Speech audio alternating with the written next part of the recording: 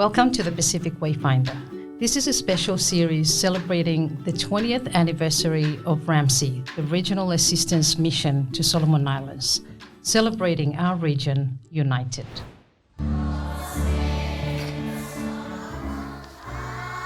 In the late 1990s and early 2000s, Solomon Islands descended into civil conflict in a period known as the tensions.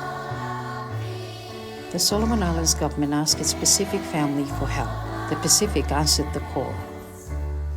The Regional Assistance Mission to Solomon Islands, RAMSI,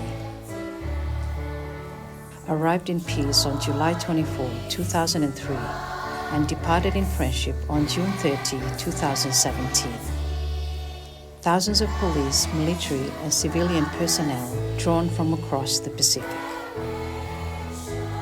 15 contributing countries, 14 years,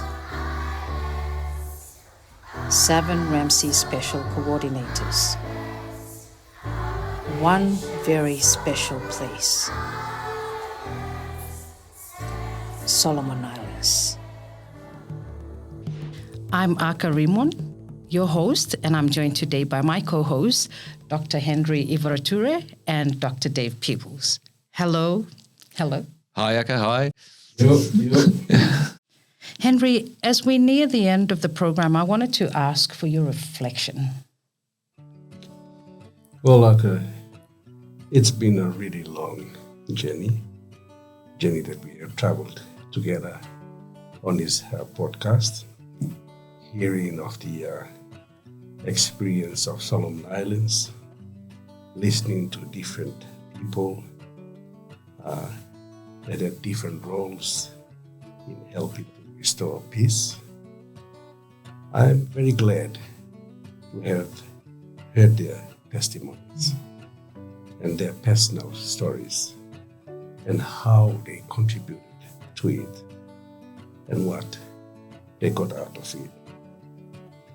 And I hope that others will also see this as a resource, as something that the region created together, united. In a way, I am sad, but I am also happy to be part of the journey. Now, it's about moving forward and what we can learn from the past to help us move forward. You're right. I agree. It gives you this blend of sadness, but also joy as we make these stories known. It is one of the most beautiful histories in the Pacific that needs to be told. Very beautiful one, combining all the voices of the people that were part of the friendship. What about you, Dave? Well, Henry, it will surprise you both. It will surprise you both. I still have not had a call from Tourism Solomon Islands for my new role promoting Solomon Islands as a tourism destination, but I will make my number available at the end of this program in case they do want to call. Slightly more seriously, it's a journey I really appreciated going on with both of you, and I think with all the grand thinking about sort of peace and security and regional cooperation, I guess the thing for me that it all comes down to is kindness, really. And my experience in Solomon Islands was such a happy one because the Solomon Islands people were so kind to me and to my family. I just remembered a really special way, the way that Prime Minister Sogavari always welcomed my children and made them feel very special, and that was a real act of kindness. I don't take for granted a leader of a country being kind to my children and welcoming them into his family, but just so many people across Solomon Islands society and community were just so kind, and my hope is that as we've gone on this journey, that this has been a real celebration of the kindness of Solomon Islands and Solomon Islanders, the welcome they extended to guests in their country, and how the region came together for this very special purpose to help and friend. But yeah, I generally feel a bit sad coming to the end of this journey. It's been wonderful being with both of you, and just wonderful reflecting on the Solomon Islands journey, but also the Pacific journey that's a big part of this story. Thank you. Thank you, Dave. It's been a wonderful journey for all of us. What about you, Aka? Any reflections? I like the way you sum it, kindness, because for me, looking back on all the people that we've spoken to on the show, it gives me a very powerful takeaway of a sense of community. If there's anything that I got from the experiences that we heard, the stories that we heard, from people leading the mission, but also from the very people on the ground itself. And speaking of their experiences on the ground in the Solomon Islands. And it's about communities, and beneath these communities is where kindness emerges, as you have underlined it. And for me, if there's anything that we wanted to really get out of this RAMSI special coverage, it's that human nature of kindness. And I think that is something that we've managed to articulate in the show, but which I also know for sure has impacted on some of our audience, because I've had very close Solomon Island friends and family who reached out to say how emotional they were to look back on what was called the tension period, and for them to sort of look to the future now and ask the question, how do we want the future Solomon Islands to look? Yeah, so for me, that sense of community that needs to continue with or without RAMSI. We have a very special interview for this final episode with Dr. Alice Pollard. Alice has been a peace advocate, an advocate for women, and a supporter for women establishing savings accounts in rural areas. Just a wonderful presence in the Solomon Islands. She's the second woman to be awarded a PhD in Solomon Islands, and also has been nominated for the International Women of Courage Award. What a legend, and now we're going to hear from Dr. Alice.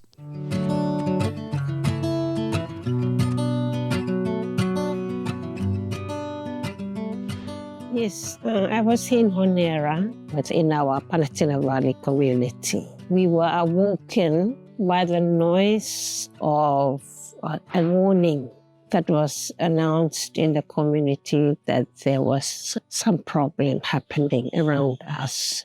The environment then was not a good environment to live in. From what I saw and what we experienced at that time, there was chaos. There was chaos all around us.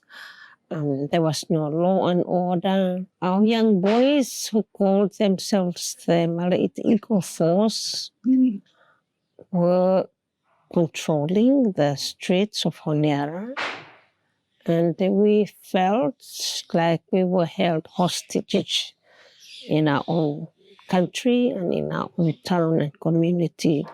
So there was fear within everyone, especially for women and children. The environment then was really dangerous. We felt unsafe, insecure. All essential services came to a halt and was not functioning. Our national leaders were silenced, and they were confused. We were waiting for direction from the above, but there was nothing. So the situation was really bad. It was no law and order. Essential services came to stop. In particular, women who earn their living on daily basis by selling food on the street and in the market came to a stop. So families were struggling. There was no food. The market was not operating well. So it was not a good environment to live in. It was like a nation in crisis. When RAMSI came in, RAMSI gave us hope. Hope in itself in terms of return to normalcy, a peace, law and order will be returned. The presence of RAMSI in the country from then on gave hope to everyone, especially for women and children and families, ordinary Solomon Islanders, who depend very much and whose livelihood depend very much on what we do daily to live and to have food on the table. There is freedom of movement. I can go to the town without feeling fearful that something might happen to me. Everyone felt that normalcy has returned to the country. And to all Solomon Islanders, everyone started to move around and work and do the normal activities they do every day. So it was a big improvement and difference that RAMSI made when they came over. So I think RAMSI, the influence that RAMSI had played in the country, not only the peace efforts on the ground, but also the efforts they played with governance, the role that they played with helping the government get back on its feet again, and dealing with the leadership crisis issues that led to the conflict, but also the destruction of guns. That was good, because during the conflict there were guns everywhere, and it was not a good scenario to see young boys standing with guns. So the environment that RAMSI brought back to the country is felt, and that continues on today. That normalcy of life started and continued today. Essential services continue today. Law and order is also at hand, it's continuing. So what RAMSI had begun then until now, it continues. The governance of this country, the elections were held, and the situation has improved. However, I would say that the environment is fragile. I would not take for granted that such an event might not happen again. The environment is fragile if we don't nurture it. But we see the evidence of the fruits of what RAMSI had done. I found the word help and friend to be meaningful to me, and especially when we use our reps from the region to come and help us, because the Pacific people are there are common threads woven across the whole Pacific region in terms of culture, understanding people's culture, and also understanding the environment where people live in, and the context in which people live their lives is quite understood. So that's a good initiative. And the word help and friend to us is very meaningful. It's about helping one another and attend to each other's needs and concerns. So yes, it was a good initiative. I see challenges and opportunities both exist. We are a young country, we have resources, and we can develop Solomons better than what we see now. In terms of opportunity, I think what RAMSI has done in easing out the conflict and providing opportunity here for normalcy. If the people of Solomon Islands and the government are serious about people, there is opportunity here to provide better leadership at all levels. I think strong, good leadership is demanded here. And this kind of environment that we are living in, I am sure that a leadership that concerns people, that want to serve people, that want to ensure people are enjoying a better living, better housing, better water and sanitation, better rural infrastructure, better education system, and better health services and employment opportunities. If our government can create more employment opportunities in country at all levels, that will be very good. And we have an opportunity here because we have the human resources. I think my final comment is I would like to say thank you to the work that RAMSI has done, and maybe the Australian government who are always there by our side. Even our experience with the recent riot, they were able to step in. But I think for me, I do not want to see history repeat itself. So the environment is fragile. We may need to explore how can we ensure that this doesn't happen again. So thank you, Australia, for your support in every way. For our next segment, we had Dave and Henry speak with our special guest, Laura Wilson, Australian diplomat to Solomon Islands, and the daughter of RAMSI Special Coordinator, the late Graham Wilson. Now, to kick things off, could you tell us a little bit about your dad's time as RAMSI Special Coordinator, what he loved about Solomon Islands, and the stories he told? Sure. So as you mentioned, my dad, Graham, was in Solomon Islands from 2009 to 2011.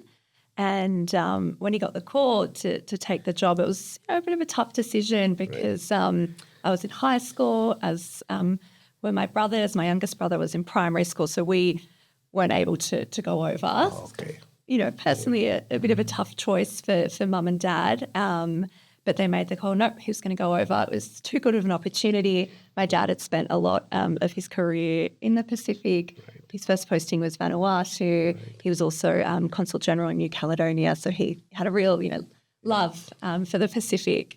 And, the RAMSI Special Coordinator role, it wasn't a usual diplomatic posting. Yeah. RAMSI as a concept was very unique, this regional grouping of countries that had come together in Solomon Islands. Yeah. And so I think he was really attracted to that as well. So he headed over and he had a fantastic time in Solomon Islands. He always told us that his time as Special Coordinator of RAMSI was the most professionally rewarding job that he did in his career. Right. It was a real highlight. Some of the things he worked on there included the truth and reconciliation work. Yep. So Desmond Tutu came over and, I think, Dad got to spend some time with him and work on, trying to progress that peace and reconciliation agenda in Solomon Islands, in partnership with the government, of course, which, is such an important, part of the RAMSI story and of Solomon Islands' own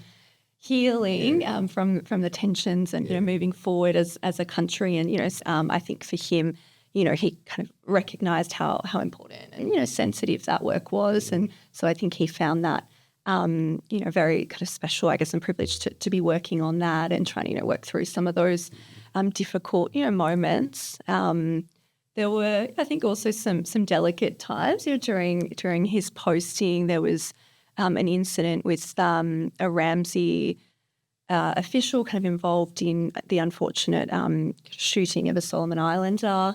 And that was, something that he had to navigate quite, carefully with the government and, rely on kind of the advice from, people within RAMSI and of course, Solomon Islanders on reconcile with that family and that was, involved, a kind of traditional ceremony, providing the chupu and working with, Guadalcanal leaders and chiefs. And so I think, he found that even though it was, very tough, that was, something he often talked about, kind of working through those, traditional processes. And that was also rewarding and led to kind of quite,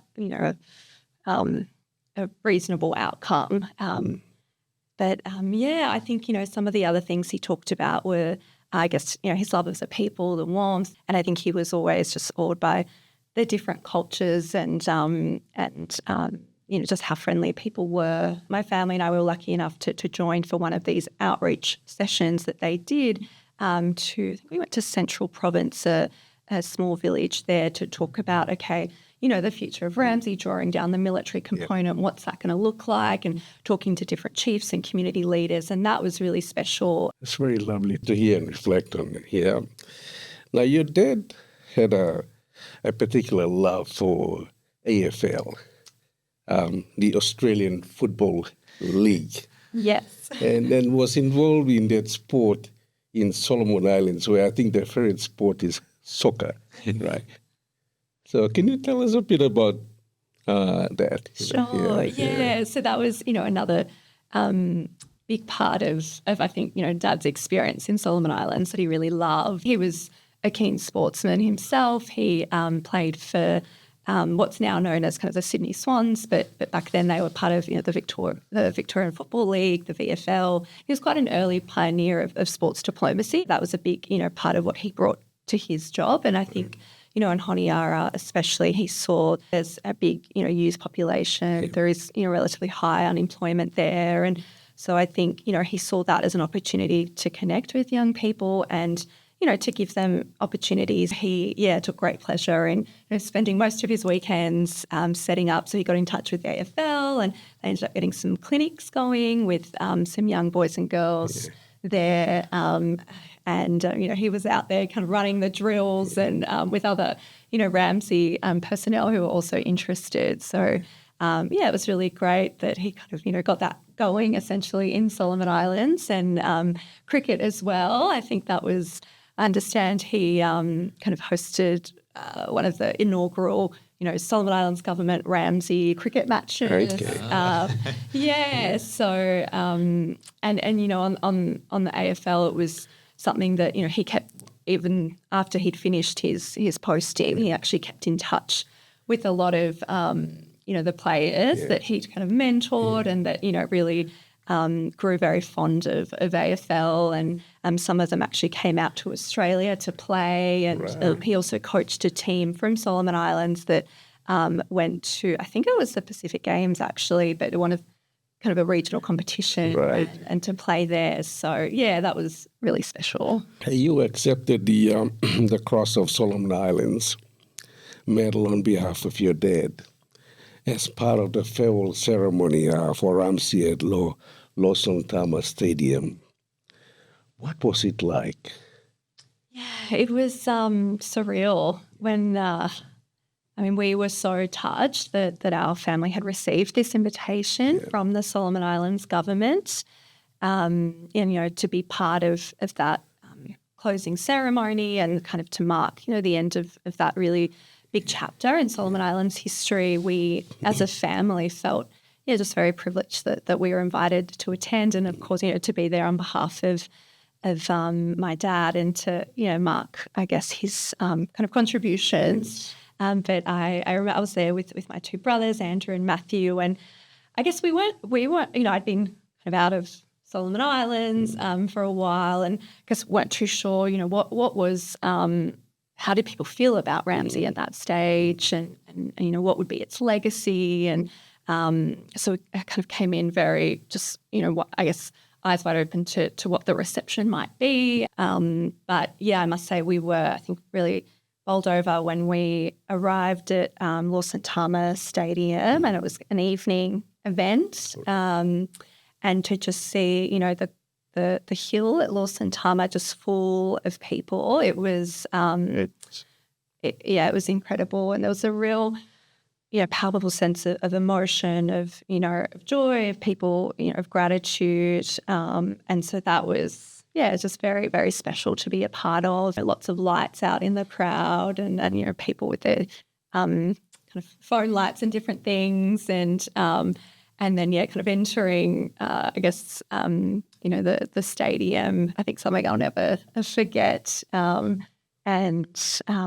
The, you know, kind of crowd roared, you know, as they called out different names, and you know, the different special coordinators to receive this cross. But it was, I think, you know, my brothers and I standing there and soaking it all in. You knew at the time that this is kind of a real moment of history, you know, that we're living through. So it was great to be a part of. Yes. Laura, thank you very much. You followed in your father's footsteps and became an Australian diplomat in Solomon Islands, which is fantastic. I wondered if you could tell us a little bit about that. It's somewhat unexpected. I studied law. I always thought I'd go down that path and become a lawyer. Studied here at ANU, actually. But I think I realised soon into my degree that maybe being a lawyer wasn't going to be for me. So I ended up, as you say, following in my dad's footsteps and joining the public service, and starting off at the Department of Foreign Affairs and Trade. And it just so happened that the first posting round I applied for had a couple of Pacific positions, and I put Honiara in as my number one, thinking I wouldn't probably have a shot. But I was lucky enough to get it and headed over there myself. And it was bittersweet, I think, arriving, because I had all these memories of my dad and his time there, but it was, you know, I guess just very touching to encounter lots of people who my dad had known and who knew my dad, and, you know, talked about his time there and you know, the impact he and RAMSI had on them and their careers. I loved my time in Solomon Islands, and with the borders closed, it meant, you know, we got to spend a lot more time visiting different provinces. I got to travel to almost every province, and that was a real highlight of my time. But also to see, I guess, how, you know, the country had evolved from when I was first there, when my dad was posted, so 2009, 2011, to come back, you know, 10 years later, and see, I guess, what had changed, what had stayed the same, and some of the things RAMSI really invested in, for example, on the capacity building side, was, you know, parliamentary strengthening, and so I had a lot to do with Parliament, and it was really pleasing to see that, I guess, kind of the impact of some of those programs from RAMSI on, you know, there was a very strong Parliament in Solomon Islands. You know, the clerk is excellent. He runs a very tight ship. The Royal Solomon Islands Police Force have their unexploded ordnance facility. We were there for a demonstration and stumbled upon a cute litter of puppies. So I have ended up with, her name's Marla, short for Malata, who's come back to Canberra with us. So she's part of the family. So, very, very special time, and I definitely look forward to going back to Solomon Islands next opportunity. Yeah. Maybe as High Commissioner in years to come. Yes, that's very possible. Next up, we have two very special guests, Okoro Yuka, who was a police officer from Kiribati. She served also in RAMSI, and Andrew Radley Luke, who is a police officer from the Federated States of Micronesia, FSM, who also served in RAMSI. Both Okoro and Andrew met and fell in love at RAMSI. What is a RAMSI story without any romance? I agree. Well, I promised romance throughout the series. Well, welcome Okoro and welcome Andrew. What was it like working alongside other representatives from the Pacific Forces to help a friend in need, the Solomon Islands? We have different cultures, and we come to work together to help in the Solomon Islands. But yeah, at the end, we all get well along, and we find it like we contribute to what we think best that we can assist during our week or during our shift. I found it very interesting, and it's very helpful too, especially working with the different other 13 countries. I found it quite useful to learn, the culture, learn the styles of work within the RAMSI, and also when we build a good relationship, knowing each other, have fun, and we're heading to the same mission. At the end of the day, we all come back home safe and working as a team. Um, that also including working with the Solomon Island Police Force, doing advice of the work. Yeah, I could say it's quite it's a big challenge, but we find at the end of a day or at the end of our mission, we got. To get the best from people from Philippines like us. They already know that we are the best, so the way they respond is always good. Once you find out, someone is the islander from it's very simple for us, very easy for us to deal with the locals and with the police, especially when we do advice to the local police within the local communities. It's going really well. So I would say it's quite good, very positive.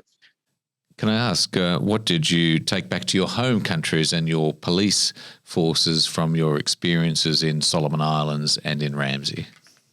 Like the team buildings, working with the community, and the capacity buildings that we also have trainings during our stay there. That's I took back a lot of things. I was engaged in 3 different tasks here at Solomon Island in RAMSI.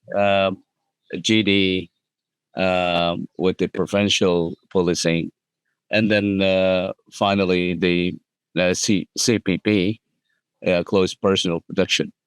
The training that we've like what Okoro mentioned.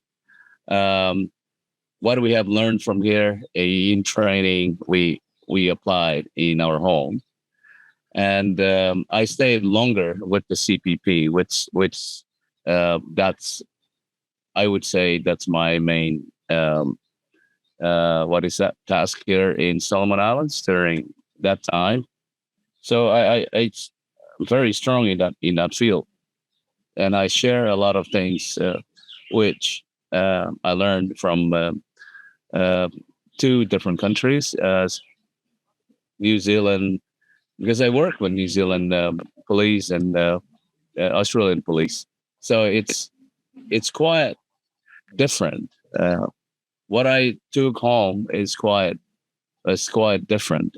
Yeah, I think that's also one reason. Like we come together, we come from all different countries, and that's how we meet, and especially with helping each other, and that's our bond, our being together. I would say the best thing for me is being in RAMSI as a whole, joining together with the rest of the 13 countries, meeting new people, new friends, and what is it? The life in a mission is so different from the outside or from where you come from. So when we were staying together we call it GBR, it's a totally different life. We got to work, we got rest, we got exercise, we got good meals, we got chapel, So it's, even though it's in a small area here in Solomon Islands, like it's a complete town for us.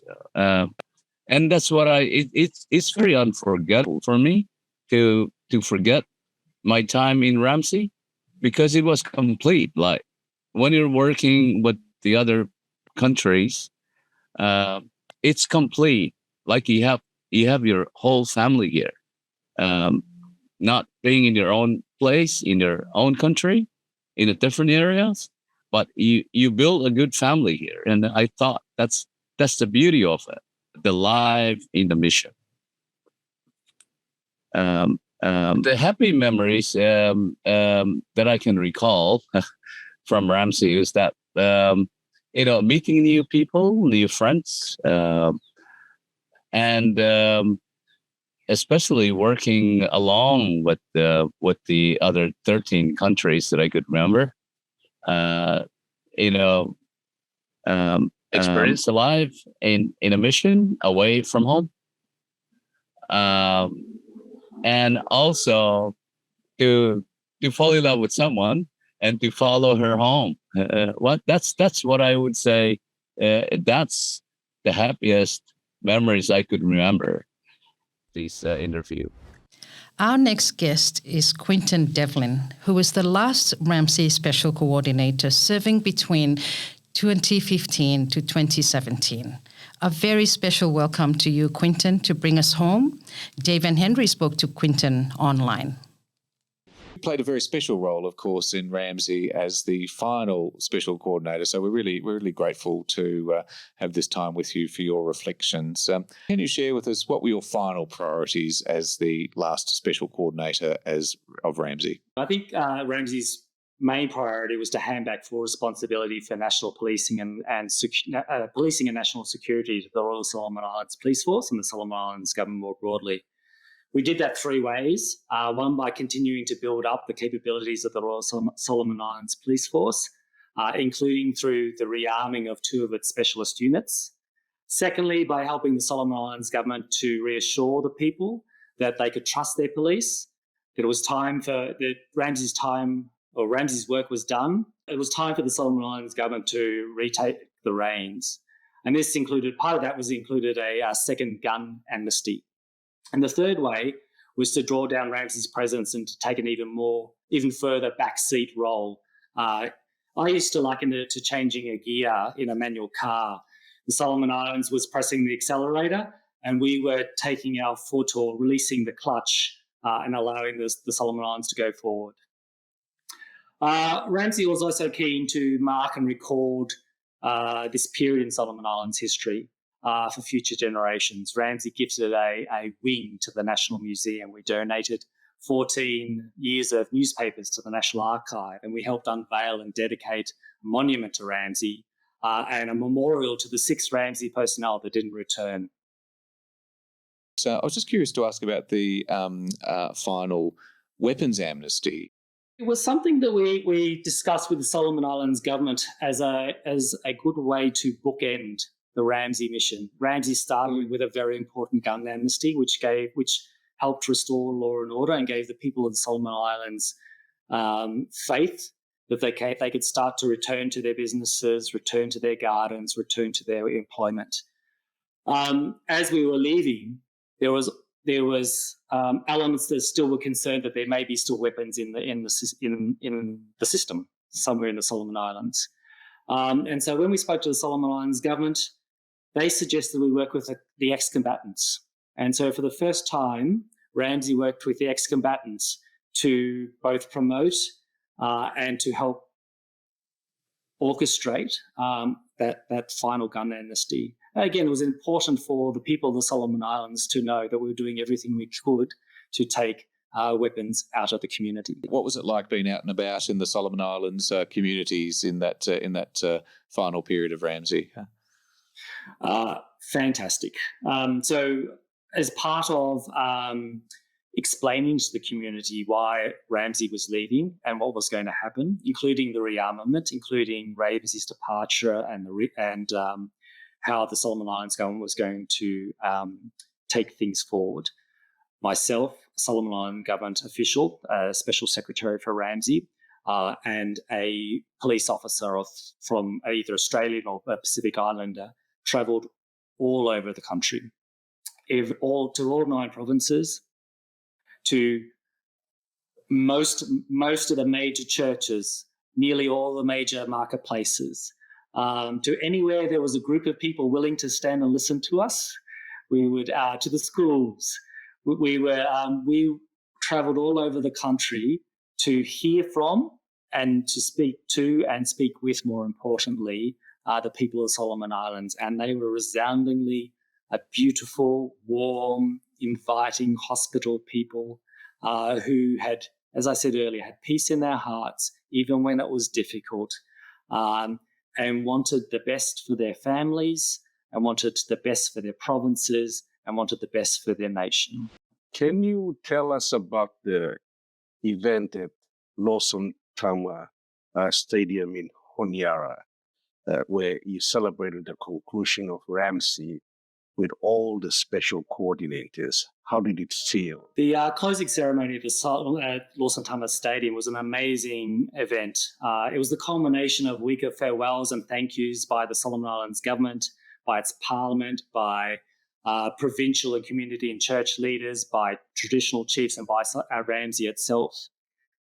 It was an amazing event in the sense that it was thousands of people flanked the banks of the stadium, and the seats were filled with people from all over Honiara and all over the Solomon Islands.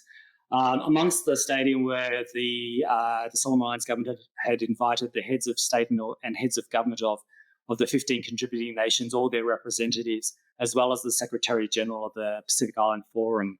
It was a closing event that was full of music and dance. And the 3 things I remember most is the school children with this massive Solomon Islands flag, moving it around the stadium or the oval like you would see in the Olympics. The other one was the police band, which was always able to elicit a laugh out of any crowd that they were performing in front of. And the third was the Pacific Islanders, the police officers from the Pacific Islands, who sang a very sad and haunting Fijian farewell song. So they're the 3 things I particularly remember about that event.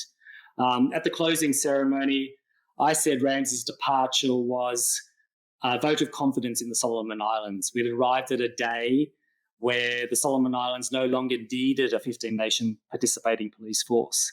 We'd arrived at a day where, with the support of RAMSI, the Solomon Islands had reconstituted what they call the Happy Isles. And many speakers, myself included, made the point that our departure, RAMSI's departure, didn't mean that the process of recovery and nation building ended there, but it was a vote of confidence that the 15 RAMSI countries and the Pacific Island Forum itself knew the Solomon Islands was up to the task. When I think back to those events, I think the turnout was a testament to the place that RAMSI holds in the hearts of most Solomon Islanders. It meant a lot to us that the Solomon Islanders held RAMSI in high regard 14 years later. And culturally, it was really important that we both say goodbye and thank you to each other. And that's what we did. And it was moving, it was beautiful, and it was humbling. What was it like on the last day of RAMSI? So I don't think I allowed myself to have feelings until I was actually at the Henderson Airport there in Honiara. Or I think all those thousands of people that had actually rallied or flocked to the airport to see the RAMSI planes, the RAMSI soldiers, the RAMSI police arrive 14 years ago, I think they would have struggled to see the Solomon Islands at the day of my departure. So I was actually my feelings were of hope and optimism. I felt we were closing the book on a highly successful exercise of regional cooperation. Never before had any region, stepped in on such a scale to help a neighbour in need. And now, as I was leaving, RAMSI's work was done. It was for the Solomon Islands, with the ongoing support of its neighbours in a bilateral capacity, for them to continue that journey. And I felt we had helped a friend. You know, I'm sure you've heard before, help and friend was the motto that both, in my view, reflected, guided and served RAMSI very well. And we had helped a friend to restore law and order and to reset its national institutions. So I think I felt, and I think others felt, that we left having honoured to have played a small part in the nation's recovery, but conscious that it was really the people of the Solomon Islands in a whole myriad of big and small ways that rebuilt their nation. And they did that with peace in their heart, even when that was sometimes difficult. And so that's what I felt as I was leading the Solomon Islands on that day. Thanks, Quinta. That's another really powerful answer. Thank you for sharing that with us. It was a real privilege, Aka, for Henry and I to have that time with Quinton. I mean, can you imagine the sort of emotion and what a big thing to sort of wrap up the end of the mission and say farewell, and all those wonderful Solomon Islands experiences, the big farewell at Lawson Tama Stadium and so on. So it was a real privilege to have that time with Quinton, and I really enjoyed our chat with him. Hearing all the conversations from the special coordinators and their reflections, like listening to Quinton. Now, I feel a bit sad. Also, that all this relationship, let's not say it's coming to an end. It's taking a new course, right? But it's a celebration of the work that they have done, the sacrifices that people have made, the hardships that they have encountered, the new friends that they have made. They will carry away with them Solomon Islands, their people, the way of life with them. It's an experience that will never fade away from their memories. It's one they will carry forever. And for that, I feel sad in a way, but I am also very happy for the Solomon Islands as a country and as a people. There's now a lot of hope, and we hope that the hope can be carried forward to make the difference in the quality of life they would want to live and the aspirations that they have to build a country and go forward. It's sad, but it's also a happy story that comes out of a difficult experience. Yeah.